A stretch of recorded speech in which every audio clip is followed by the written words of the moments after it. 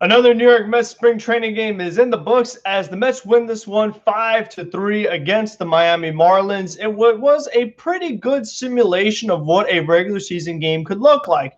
With Marcus Stroman being on the mound, the Mets did try to push him.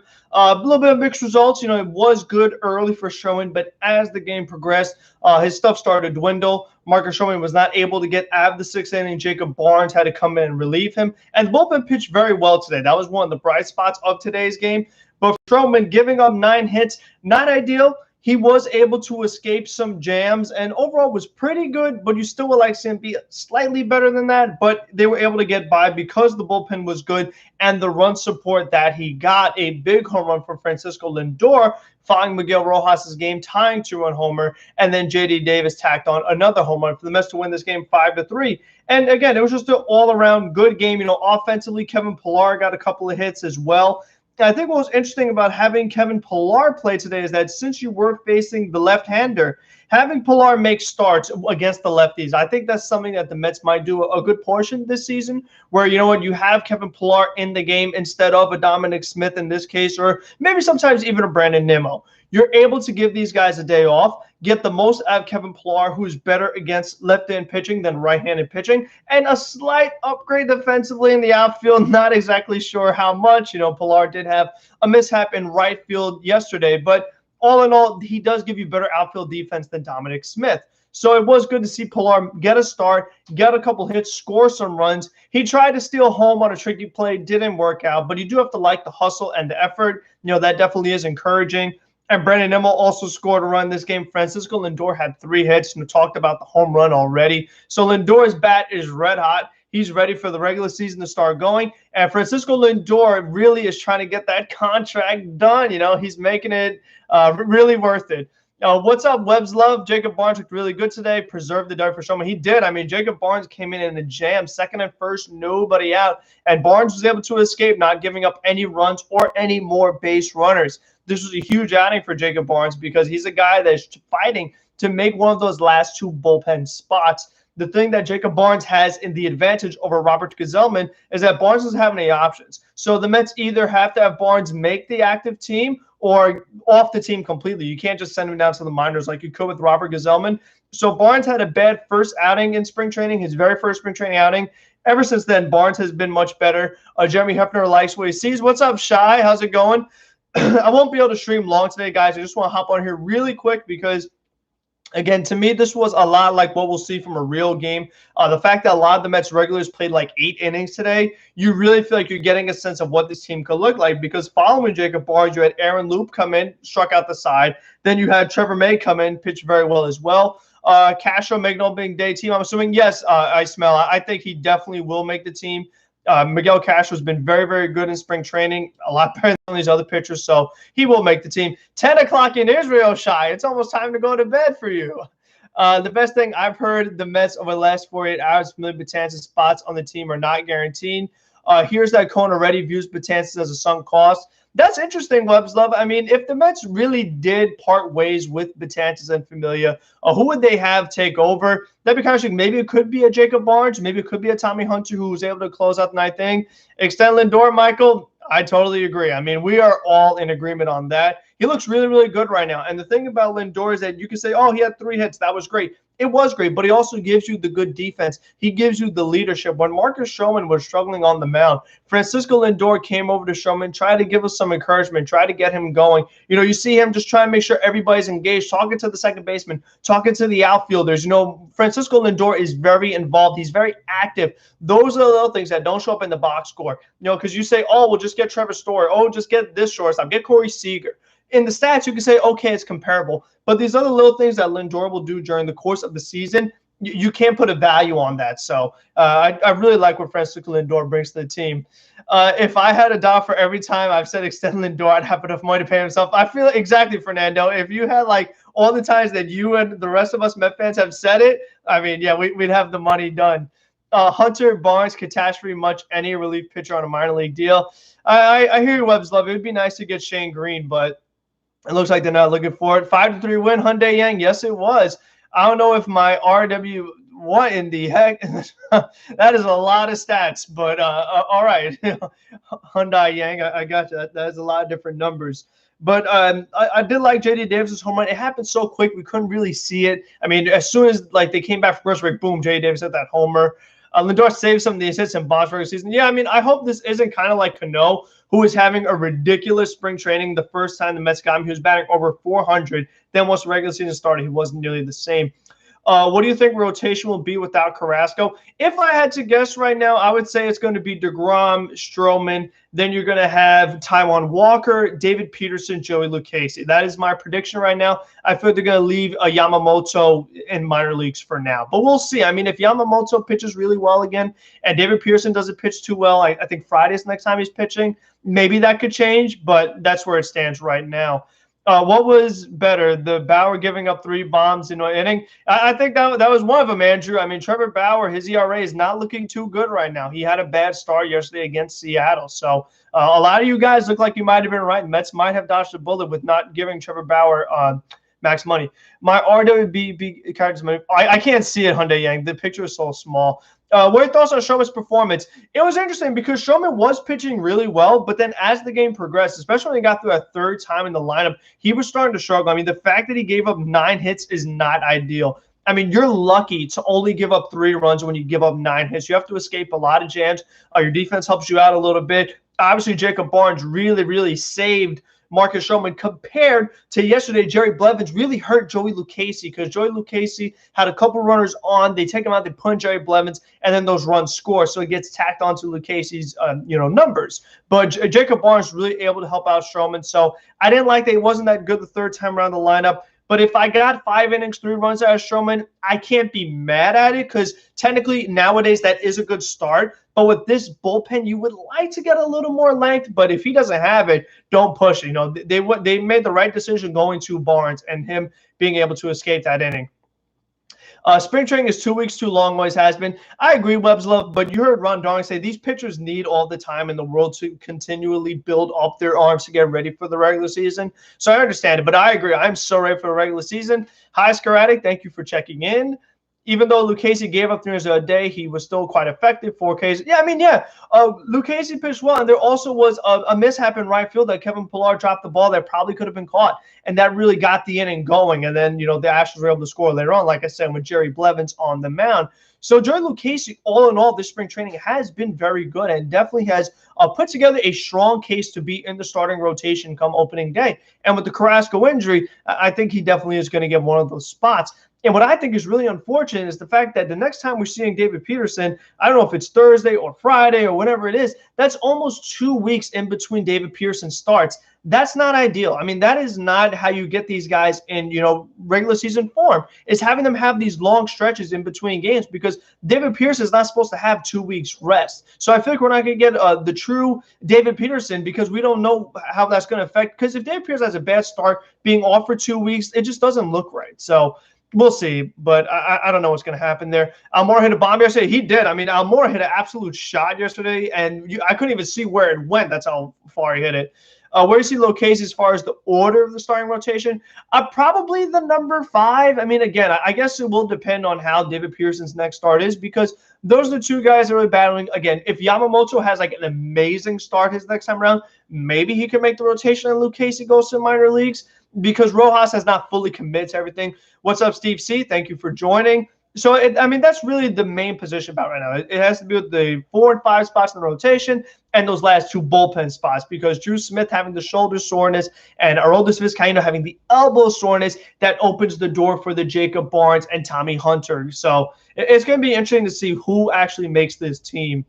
Are we going to extend Lindor, you think, this week? I hope so, Benjamin. I mean, we really are running out of time. We have literally a week and 2 days left. We have 9 days left to extend Francisco Lindor and not have to take the risk of going to the off season where other teams could outbid you. I really don't want that to happen. I wish they could just get it done now. He's showing that he's worth it. So I don't really know what they're waiting for. I know they're trying to really get the best price. Lindor wants over $300 million. Mets are close to $300 million. So there still is a gap in the contract talks, but Mets got to increase their number to get the deal done. I heard earlier this morning on Baseball Podcast, there are over 10 MLB executives that believe MLB will have worse out 2020 stars. I think that's going to happen too, Webb's Love. I just think that you look at the way things have been going, not only in the offseason with contracts, but the delay there was to start the season in 2020. The relationship between the owners and the players is very bad right now. So a work stoppage, to me, I think is very likely. How long it will be, we will see. But this next CBA is going to be massive because I feel like there's going to be a lot of changes, especially maybe the way the salary cap or luxury tax, maybe they'll mess around with that. Will there be a luxury tax? Will there be a salary floor possibly? I think that's something that's going to be pretty interesting, the way the contract is going to work out, because that's going to affect the way off seasons work, because a lot of times this off season, we're like, oh, the Mets don't want to go over the luxury tax, can't get Springer because you're going to go over the luxury tax or whoever. If there is no luxury tax, there's no excuse. So we'll see how that ends up going, but that's going to be really, really big. Do you think the Gallant injury maybe could bring the DH back? I hope so. I mean, because I would hate if that was one of our pitchers, Andrew. You know what I mean? Like if that was a Showman that got hurt swinging a bat today, I would have been really, really frustrated. Ismail, is there a slither of hope for a universal DH? There is a slither. That's about it. Like, the Mets are still holding out hope. I'm sure other teams are as well. But like we talked about with Lindor, as the days get later, the DH becomes less and less likely because you're just running out of time. And now teams like the Diamondbacks, teams like the Mets are having their pitchers hit because they have the expectation that there is not going to be a DH. So we need our pitchers to get those reps. Marcus Stroman was able to get a bunt down. The Marlins had a complete blunder on the infield, and he was able to, reach first base safely, and Kevin Pillar was safe at second. So, I mean, those are the things you're going to have to start practicing. It's possible, but I would say very unlikely. That's just the way I see it right now. We haven't really heard any updates, any rumblings about it. So I guess they're just going to probably let the season go as the way it looks right now. Who do you think will be on the Mets opening day bench in AAA, and who do you think might get DFA'd or just opt-out clause in contracts? Okay, so I think the bench is going to be Pilar, VR, Guillermo Nido, and then I would give the last spot to Albert Almora. And then in the bullpen, if Drew Smith is healthy, I'll say Drew Smith makes the team. And if Jacob Barnes outpitches Robert Gsellman, I'll say Jacob Barnes makes the team. I think Tommy Hunter is not staying. I feel like he's a veteran that could probably get another deal elsewhere. I feel like he'll probably have some kind of opt-out. Malik Smith, maybe he stays with this team. I'm not sure. And then the same goes for like Peraza, Brandon Drury. Like we don't know the clauses of all these guys, who the Mets could keep in minor leagues, what guys could ask for releases. We don't have the exact details of every single guy. So, I mean, that's just my, rough draft right now. We could probably look into that maybe later this week or next week. Fernando, I think the Mets should consider a six-man rotation when Cookie's healthy again. Downside would be that DeGrom pitched less, but Ross still scheduled DeGrom pitch every 5 days potentially. Yeah, I think maybe once Syndergaard is back too, that's something they could explore. Because if all these guys are pitching well, let's just say there is a scenario where, DeGrom is obviously pitching well. If Stroman's pitching good and Peterson and Lucchesi are all pitching well, and and Taijuan Walker, if you don't want to send one of these guys down to the minor leagues and you want to ease Carrasco back, you want to ease Syndergaard back, a six-man rotation is not the worst idea in the world. As of right now, it does look like that's something they could do. But let's see how the season goes before they make that decision. David, do you see Stroman as a 5 to 6 inning pitcher? Yes, I do. I mean, Marcus Stroman is a competent starting pitcher, so he should be able to go 5 to 6 innings without any issue whatsoever. But, I mean, today, it was a little bit of a rocky start. But, again, 5 innings of 3 runs nowadays, that's really not that bad. That's a pretty good start. Not great, but pretty good. It was enough. It kept the Mets in the game. Their offense took over. The bullpen pitched very, very well, and they got the job done. Now, if Jerry's Familia pitched in this game, or maybe even Della Betances pitched in this game, not sure the Mets win. That's always a question mark when those guys come in because they can be so inconsistent when they're on the mound. But today it worked out really well. That loop looked awesome. Trevor May looked good, like we already talked about Jacob Barnes, and then Tommy Hunter was able to finish it. So the Mets were able to get by with Stroman only going the 5 innings and having to leave with a couple of runners on.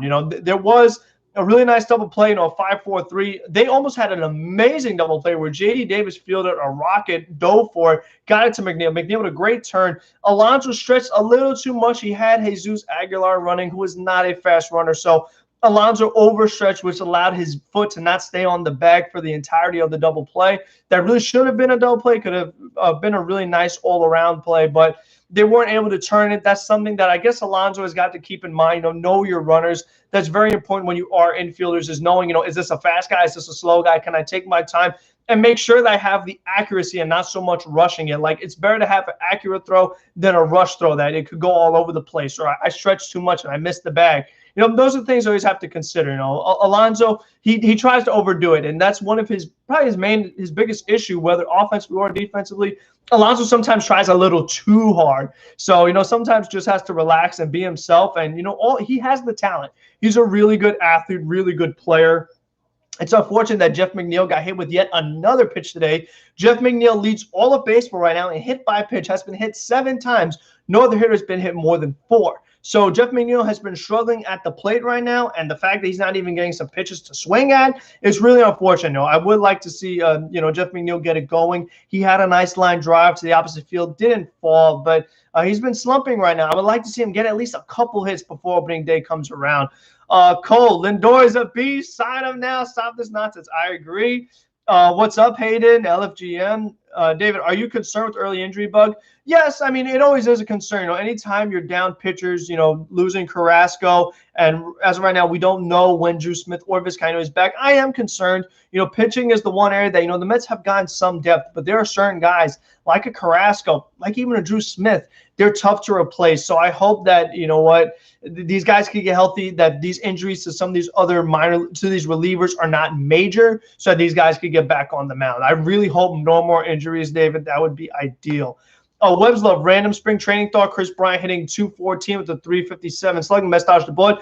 I saw Chris Bryant strike out yesterday, and right now I think George Springer's average is 240. So some of these guys that, I and maybe a couple of Met fans were high on, not doing so on spring training, obviously Trevor Bauer. So it looks like the Mets, and, Lindor swinging a red-hot bat. So it looks like the Mets made a lot of good decisions. And Justin Wilson, guys, not sure if you saw this, Justin Wilson got hurt yesterday with the Yankees going for MRIs. So maybe the decision of Loop over Wilson might have been the right decision for the New York Mets. And obviously Loop pitched very well today.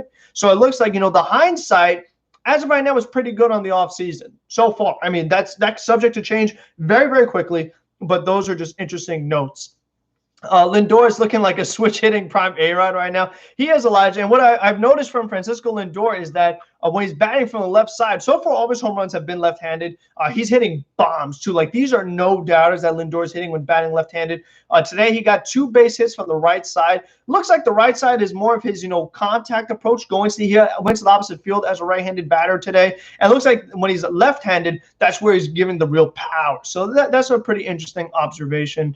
Webb's Love, the only main positive regarding Carrasco injuries that when he returns, he could pitch without a limit. He's ain't doing couple seasons. Yeah, I've seen that, Webb's Love. I agree. But still, I just don't like losing Carrasco. I mean, he's a guy that I feel like was a huge addition to this team. Another reason why I loved the Lindor trade. I feel like he could help this team a lot. So having him on the mound would be nice. I mean, let's just say that Carrasco never got hurt. Would there have been some kind of inning limit on him? We don't really know. I mean, we don't know if there's any inning limits on any particular pitchers. Maybe there's one on Taijuan Walker because he's never gone through a full season. Same goes for David Peterson. So that's something that, that we could talk about later on in the year. But as of right now, I can see where you're coming from, Webb's Love, but ideally I would like to have Carrasco healthy. Again, I just feel like he's a guy that could have a big impact for this team, but, we are fortunate that at least we made that trade for Joey Lucchesi. At least we made that trade for Jordan Yamamoto because there were plenty of people when the Mets got Yamamoto like, oh, we didn't really need him, wasn't that good. So far, he's been very good in spring training, and when you have a injury to the rotation, having a guy like Yamamoto who could step up, that's a really nice thing to have. So I definitely am glad that the Mets brought in so many different arms because you know what? Throughout the course of the season, with injuries and people getting sick, contact tracing, I say it all the time, you're going to need a ton of pitchers. Like the Mets are going to use a lot more pitchers than we think. So having guys that are capable and, actually can get the job done on the major league level is so important. Webbs, I've always been a half glass full kind of person. Of course, I wish Crash was the opening day, but I agree. You definitely want to remain positive about it. And hopefully it works out. It's good that Lucchesi and Yamamoto are both pitching well right now, because if they both were pitching bad in spring training, we'd have a lot more concern. But it's good that they're here and they're pitching well and they're healthy. So that's the main way I look at it. All right. Any other questions or observations that you guys have, whether Mets around the league? Because I can't be on too long. I could only do a few more minutes, but I just want to hop on really quick, talk about what I saw. Again, the Stroman start, bullpen really good, defense was pretty good. A lot of guys hitting some homers. When do you expect Carrasco to return? I'm hoping. Oh God, I'm hoping sometime in May, maybe mid-May. That's kind of where I'm leaning. Maybe a little after Seth Lugo. That's when I expect it, and really more so hope that Carrasco could be back. Because I believe they said it was 8 weeks, so it could be end of May actually. Now that I think about it, so we'll see when he comes back. I mean, again, hopefully it's not something too bad. Hamstrings could be a little tricky. They could come back. Lugo, I think, will be early May. I mean, we haven't really gotten an update on him in a while, but I think that as of right now, everything's been going okay with him, so it should be early May. That would be awesome. Mike Conforto looks like he's pressing a bit lately. Wonder if these contract negotiations are affecting him. It could. Webb's love. Conforto didn't look great today, and he did mention that the Mets have been having some dialogue with him about the contract extension. That could be on his mind. What's up, Z? How's it going? Thank you for tuning in.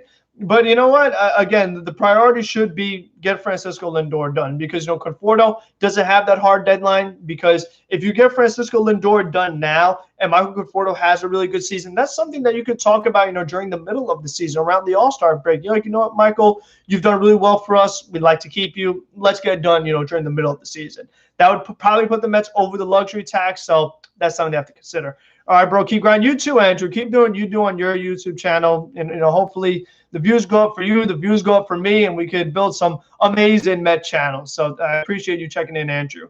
When do you expect Syndergaard to return? I think Syndergaard right now, the timetable is early June. I feel like that's what they've been saying for Noah, and I feel like I'm going to stick with that until they say elsewise. It's good that Noah Syndergaard has been pitching a lot, in the backfields and practicing a lot. And he's throwing the ball pretty well, 96 miles an hour. That's great. A guy just coming from Tommy John and not really into full game action. The fact that Syndergaard's already throwing 96, that's very good to see. So Syndergaard should be back pretty soon. Well, not pretty soon, but, in June. Noah will be great when he returns. I sure hope so, Z. That would be a big boost for the Mets right in the middle part of the season. Having Noah Syndergaard be on the mound, the Mets could use, again, you're going to need to have a really good rotation if you want to compete in this very tough division, because the Marlins, they have a very good rotation. The Braves have a very good rotation. The Nationals have a good rotation. So you won't be able to combat all these different rotations that you're going to be facing during the season. And a healthy Syndergaard, that's one way to do it, having a good Noah. Much drama in 29 for him. He has a very solid catcher by him every start out. Yeah, I mean, whether James McCann will be Syndergaard's catcher or Tomas Nido again, that's true. No matter what, Noah Syndergaard will have a solid defensive catcher behind the plate. And that's another upgrade that the Mets have made. James McCann, he's been pretty good in spring training. I like what I've seen from him. Tomas Nido also had some good at-bats. Like, even though he didn't get a ton of hits today, Tomas Nido was fighting a lot. Like, he fought off a lot of tough pitches. He had some long at-bats. And he definitely looks like an improved Tomas Nido offensively than we've seen from years past. Z Ramos was horrible behind play. He was. Wilson Ramos was not great defensively. He just doesn't move well. I mean, he's a big guy, doesn't have a lot of speed. He's lost some weight for Detroit, so he'll probably move a little better now. But, again, you can see the upgrade having somebody like McCann. And I'm glad the Mets got him. 4 years was more than we all wanted, but that's what we had to do to get the deal done. You don't want to be bent over a barrel to give Real Mutual a max contract, and he still isn't back yet. So I do like them getting McCann. Had a great hitting 2019, but yeah, I know Wilson Ramos did have a very good offensive 2019, but since Ramos wasn't hitting in 2020, it made him look even worse, because, like, if you're going to be bad defensively like these guys, like Dom Smith, like, if you're not going to be great defensively, at least give me something offensively. The fact that Ramos was not hitting either, it made it even worse. So, I mean, that's just how it went. 2020 was a tough year for a ton of hitters, across all of Major League Baseball. And you hope that now in a full season with fans in attendance, that was another observation. Say, how about that crowd, that section of gentlemen that were just so loud all game, all these different cheers and chants? That definitely was a pretty interesting dynamic. And again, it's just good to see fans in the ballpark. I wasn't too impressed with Alvarez. I think Mauricio is better. I mean, yeah, Alvarez still has a ways to go. I mean, his bat is not ready yet. He got very limited playing time. I would like to have seen Alvarez play a little more. But Mauricio has looked good. So has Brett Beatty. So has Mark Vientos. Pico Armstrong hasn't looked bad. So I'm excited to see what these young prospects could do in a couple of years from now. And I really want to keep an eye on them now that they have a minor league season, what they're going to do, how they're going to develop. I'm very excited to see what this young Farces could do. I mean, maybe Khalil Ali could actually get some hits in the minor leagues because spring training did not go well for him offensively. We know he has the speed tool for some pretty good defense, but that's what it comes down to for a lot of these prospects. Can their bat hold up? Because you see the athleticism in Ryan Russo. You see the athleticism in Pico Armstrong. But if they can hit, they can play. If you can't hit, you don't play. I mean, that's what's going to come down to with a lot of these young prospects. So in the minor leagues, that's where their bats can develop. Okay. Anything else we have before we depart, ladies and gentlemen? If there's anything else you guys want to cover. Alvarez and PC are only 18. Yeah, I mean, they are very young. Like, they still have a few years to go. I mean, they're not going to be on the team this year or next year. Hi, Mars Gaming. Thank you for joining. I forgot what I was going to say something else. I don't remember what it was. Dang. Oh, well, it happens. Anyways, JD will be making some great shots today. How has Pilar been doing? Pilar has not been great in the outfield. He's had some bad plays. Offensively, he's been pretty good, because Pilar, he had the couple of hits today, and he has a 324 average and a 395 on-base percentage for spring training. So you have to like that Kevin Pillar's bat is good. And again, when you are facing a left-handed starting pitcher, having Pilar make some starts, that's not a bad option to have, to give Dom some rest, give Nimmo some rest, a little bit upgrade over Dom in the outfield. So I like what Pilar has done. Mars Gaming, the Mets have not extended Lindor yet. Trust me, when they do, you will know. So, I mean, that's something they really got to get done. And I find it interesting that when Lindor hit the home run today, once again, he wasn't really smiling. Lindor is all business right now. He wants that money. And I can't blame him. He's been very good. Pilar, as the fourth outfielder off the bench, is money. Yeah, I mean, as a fourth outfielder, he definitely could get the job done. Again, it was good to see Almora at a home run yesterday. Almora's defense in the outfield is definitely better than Kevin Pillar's. That's why I would have Almora make this team, just because he has that outfield defense, which is not something you could take for granted, because that's something that a lot of these other outfielders do not have. So Almora has a step above them.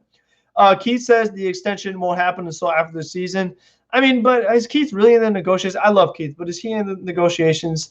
The depth has young player like Yamamoto, who is young. Yes, I agree. Do you think Mauricio plays third base in the minors this season?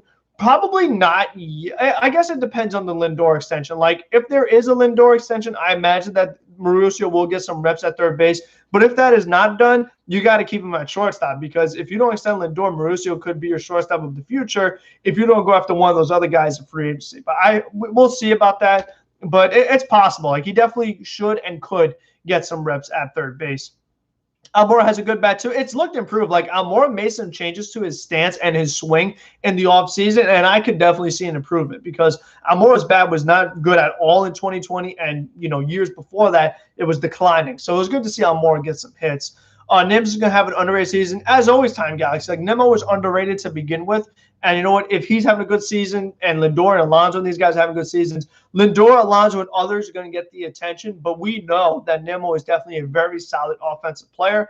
And hopefully having him play deeper in center field will also make him okay in center field, to the point where you're like, oh, we have a nice little two-way player.